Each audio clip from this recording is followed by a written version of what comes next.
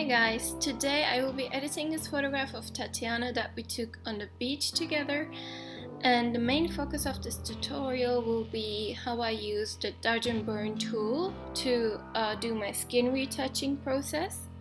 And I'll start by first cropping the image and then I'll go into my library and I will play the presets, the actions that I've done before, the highlight and shadow and the contrast layer.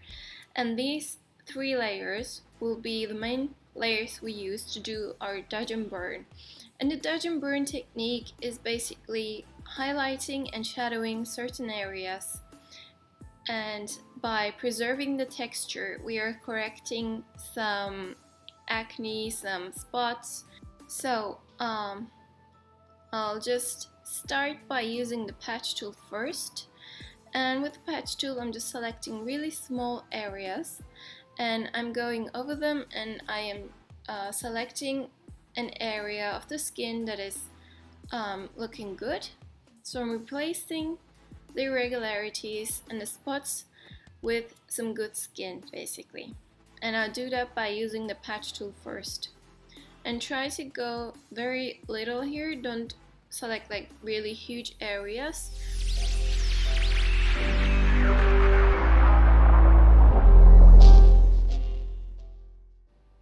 And once I'm done with the patch tool, I'm moving on to my highlight layer and I'm selecting my brush and I'm selecting my color white. Because the highlight layer has been inverted, when I use my white color on a layer, I can reveal the layer because white reveals and black hides. So I'm using my brush and my white paint color to reveal the highlight layer. And I'm going over darker areas that I want to highlight, that I want to make brighter. And I'm using a tablet, so I'm going over them very lightly, very softly. If you push too hard, you will get a white line, and you don't want that. You want it to look as natural as possible. So go slowly and don't push too hard. And if you're using a mouse, lower your opacity and your flow and your hardness, and that will do as well. So I'm going over all the areas that I can see that I want to make a little brighter. I'm going over them very slowly, and try to use a smaller brush to go into all of the details to get all the darker spots lighter. Because if I use a brush that is too big, for example, I might catch some highlighted areas that I don't want to make lighter. I just want to go into the specific dark spots like the wrinkles, like some irregularities, especially under the eyes. As you can see on the eyelid, there is a little scar, so when I work on it with my highlight layer, I will make it brighter, and when I make it brighter, it won't be this dark hollow place on the skin, so it will look flat and even textured.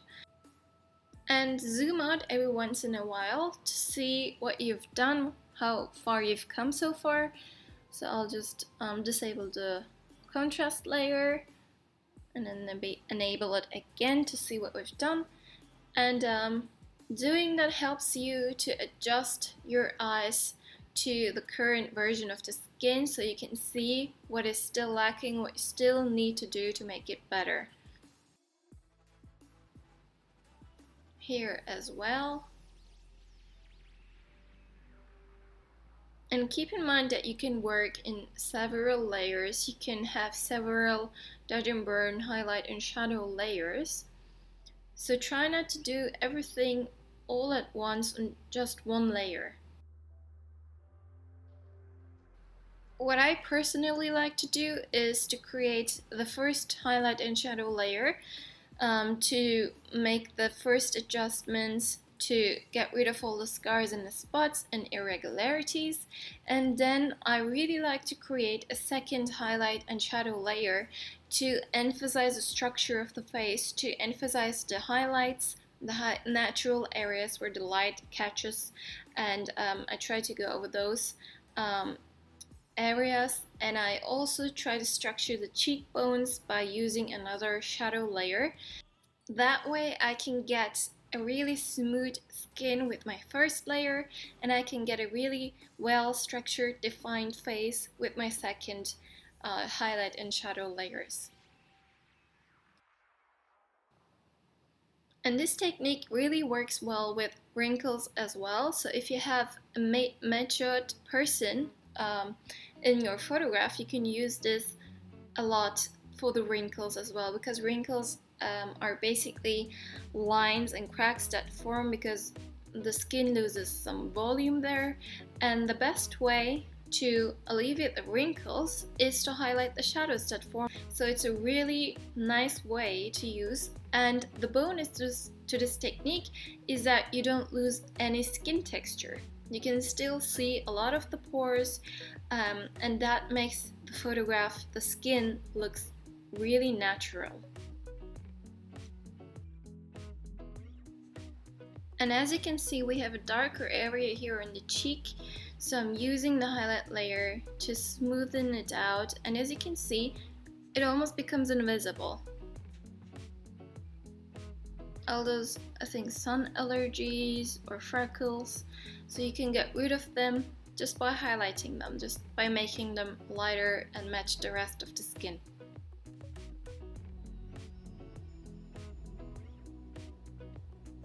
And here as well. So it's like filling all those gaps in the skin.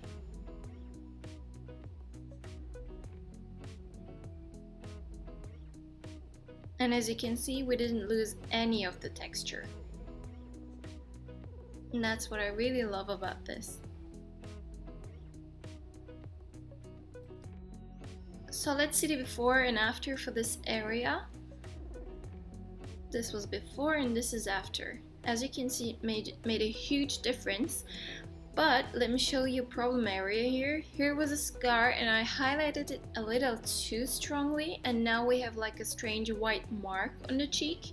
And the way to get rid of that is either to use your shadow layer on the highlighted area and bring it down a little, or the way that I did it here, I used my black paint because black hides the layer, so I just hit some of the highlighting that I did on that area. So let's see quickly the before and after of what we have done so far. And it's working fine, I think. So as you can see, I created another highlight layer. And with this highlight layer, I'll just emphasize all the natural highlights that I can see on our skin. But before I do that, I'll just create a pixel layer and I'll show you another trick you can use. So you can take your color picker, and you go to the forehead or any area of the skin, and you try to choose a color that isn't either on the too highlighted spectrum or the too dark spectrum. So you can choose something in between that is a little warmer than the rest of the skin, and lightly paint over the area you want to smooth out. And I use this technique on the hair, on the body, on the face, and even sometimes if I'm not going to do the dodge and burn technique, I will use this technique to kind of smooth out the face and to give it, it's like applying concealer in Photoshop. So it smooths out all the colors and it makes it more unified.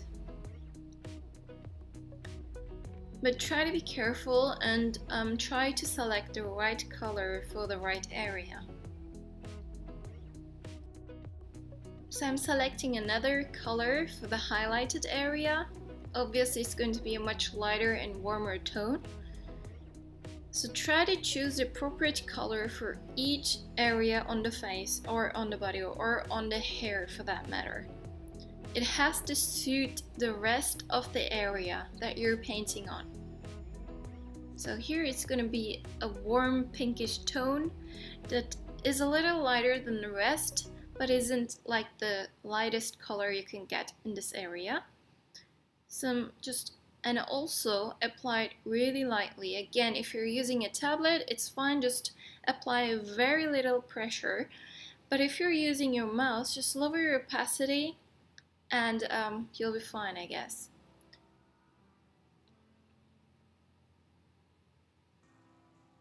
So I'm just lightly applying it.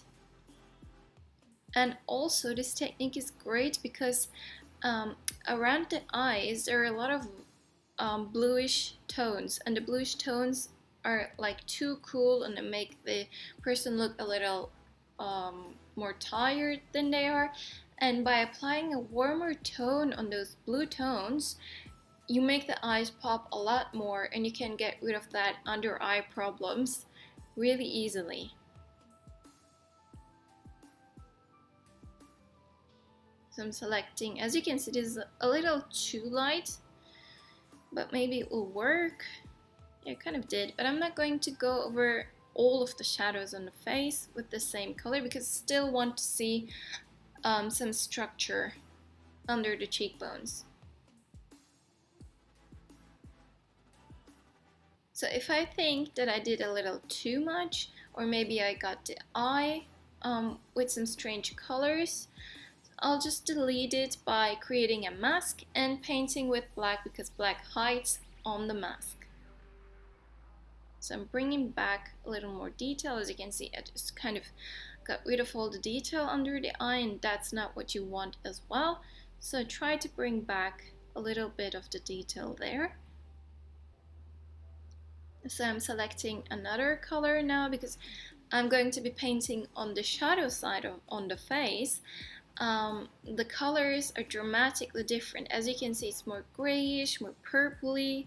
So I can't go in there with the warm pinkish tone that I got for the highlighted side. It will just look completely different and completely unnatural. So you have to select the right color for the specific area that you're going to be painting on.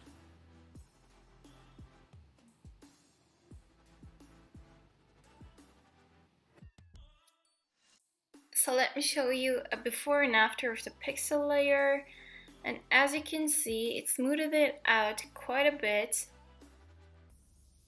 So this is great in photographs, especially when you don't have a lot of skin texture, a lot of detail in the skin, when the model is perhaps a little further away and you don't need to use a dodge and burn technique.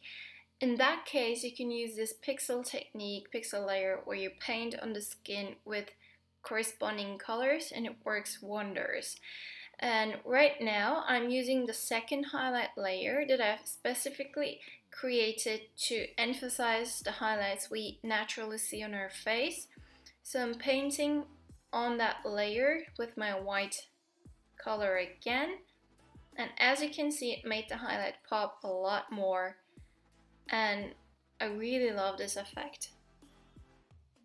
And the nice thing about this layer is that you can use a really big brush because the highlighted areas will probably going to be really large areas, so you don't need to go in there with a really small brush and try to highlight every pixel you can see. You can just suit the bigness of the brush to the area that you want to work on. So I'm doing another pixel adjustment to the chin area, to the jawline. So I think, as you can see, some areas are really cool and don't match the rest of the face. So try to do that. As you can see, it's much smoother now, and I really like that. It works fine. I'm going back to my highlight layer and I'm going to highlight a little more on the chin as well, and try to be careful just to apply the strongest highlights only to those areas you can see them naturally on. So don't try to go in the shadow area somewhere and try to create a really bright highlight, because that's not how light works. Light only reflects off the areas where you can naturally see them in a photograph. Don't try to create like a second source of light on your model. even if you do, you have to be really careful to make it look natural and normal. Otherwise it will look really out of place. So let's get a before and after of all the layers combined, and I really like how this is looking. And as I told you before, you can use the highlight layer on the eyes as well, and the shadow layers as well. Especially the shadow layers work wonders on the eyes because it kind of defines the shadow lines, the detail a lot more, and it makes the eyes pop wonderfully. And this technique makes it look again really natural. It's not like you're amping up the color of the eyes to something that they're not. You're just emphasizing what is naturally there in the eyes. So you darken the outlines of the eyes, you darken the eyeshadow a little more, and you can do it especially on the eyeliners as well, on the mascara. It works wonderfully. You can use this on the hair as well and on the eyebrows as well. But the only thing you need to be careful about here is to use a really small brush. Don't try to go in there with a big brush to get it over with quickly. Take your time and make sure that you are using a really fine small brush, just like as if you were painting. So really fine brush, even smaller than what I had before. So let's see the before and after of what we've done to the eyes. As you can see, they're much more defined, much more detailed, and they pop a lot. Really love how this looks. So I'll go ahead and define some areas in the lips as well. I really love to use this highlight layer on the lips. It kind of makes the lips look a lot bigger. And also lining the lower lip with the shadow layer also works fine as well. And you can go with the nose with the highlight layer, but be careful to only highlight the areas that are naturally highlighted by the sun or the light source. You don't want to go too crazy with this because you can really change the shape of the nose with shadowing and highlighting certain areas. So let's see what the highlight layer has done to your image, and it made the highlights pop a lot, and I really like that. So if you like, you can create another pixel layer and you can sample the color from the eyeliner as I did, and you can match it to the rest of the eyeliner and just paint it on under the lower eyelid, and you can enhance the makeup by doing this. So you can refine it a little, you can fix like the edges of the eyeliner, you can add some eyeshadow, and you can do many things like that. You can change the lip color if you like. So again, this will be done by using the picker, by sampling a color from a certain area that you like, maybe a certain color that you like. It could be even a color of a different photograph, a specific makeup that you liked, and you can apply it to your photograph that you're editing, and you just paint it on. Just like doing makeup in Photoshop, really. So you can really enhance the way the model looks with this technique, and it's really useful and handy as well.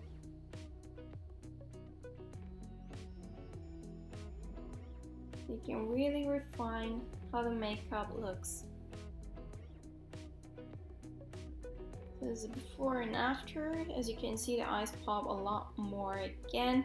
And I will also go ahead and define the eyebrows. And because the eyebrows have a slightly different color than the rest of the mascara or the eyeliner, I will sample the color again, and I will just paint it on with a bigger brush. And you can also paint on all the individual hair strands, the eyebrows if you like, but I'm not going to go into too much detail like that, so I'll just take a bigger brush and I'll just paint it on. And I think it really enhances and defines and makes the image look a lot more detailed.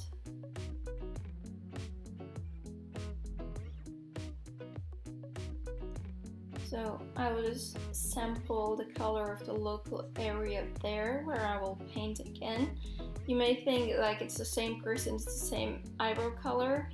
Yes, naturally it is, but as you can see from the angle of the face, the light hits it differently, and because of that the colors will differ a lot. It won't be the same color, so sample again from the area that you will be painting on. Don't be lazy, don't be using the same color from the shadow area on the light area, because it won't work. You'll have to delete it and you'll have to repaint. So instead of that, go to your picker and pick the right color.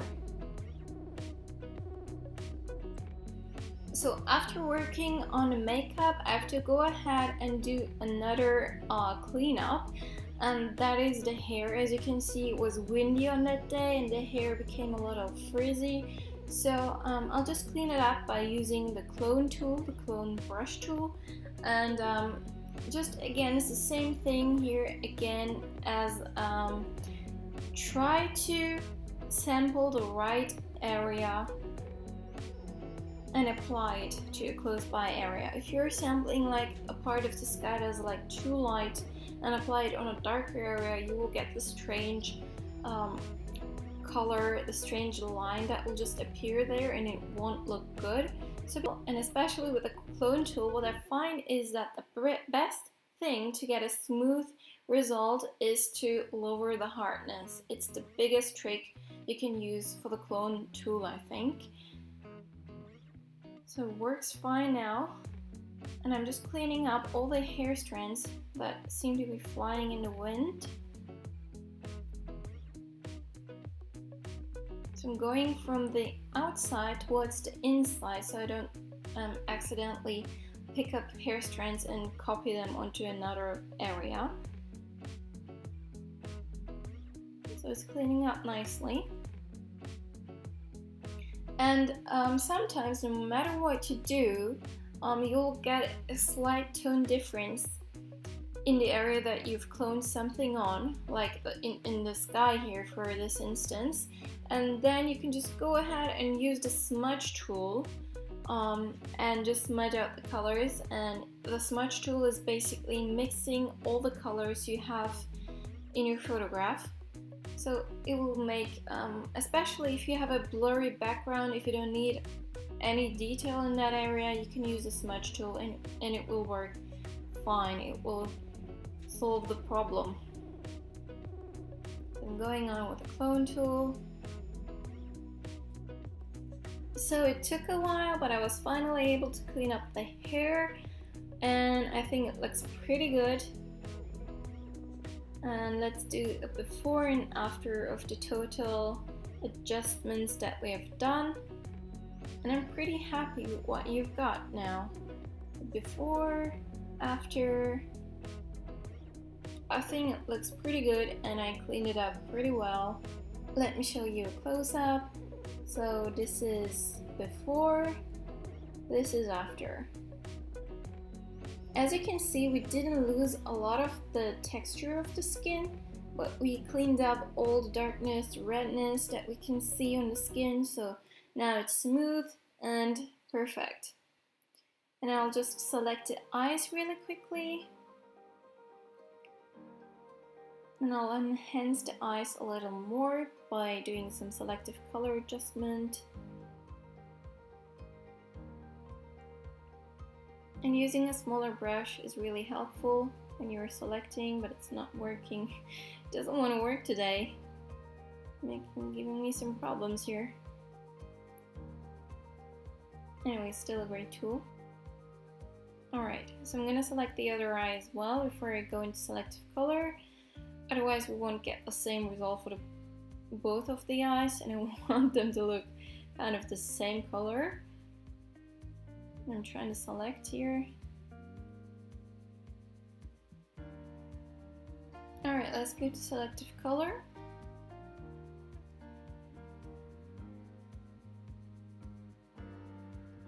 And because we have selected the eyes, this Selective Color layer will only affect the eyes. And I go to Science, and I'm trying to see how much of the eyes is actually the color assigned. So it's a little bit, and I make it a little lighter. I lower the yellows and I up the signs a little bit, and in the blues as well. So you can see it affects a little portion of the eye. So I go to greens. Yeah, and greens is affecting a little bit as well. Just, yeah, this is where the big changes happen. So I'll just change that a little. I'll make it a little lighter, and I think I'll up the blue, the signs a little. Yeah, so it makes it the eyes a lot bluer. I'm gonna go to yellows and see what we can do here. And the beautiful thing about Selective Color is that you can really change each color individually, and I really like that. So as you can see, the eyes pop a little more. There's a little more blue in them, and I made them a little lighter. So let's see if the blacks affect, and the blacks affect like the total of the eye, so I'm not going to change that. Deselect, and let's see before and after, and it's a little tiny bit of a change, but it looks really natural and it really enhanced the eyes a little more, and I'm happy with this layer. Maybe I can change the blues a little, lower the yellows in it, go to the reds, yeah, pop them a little more.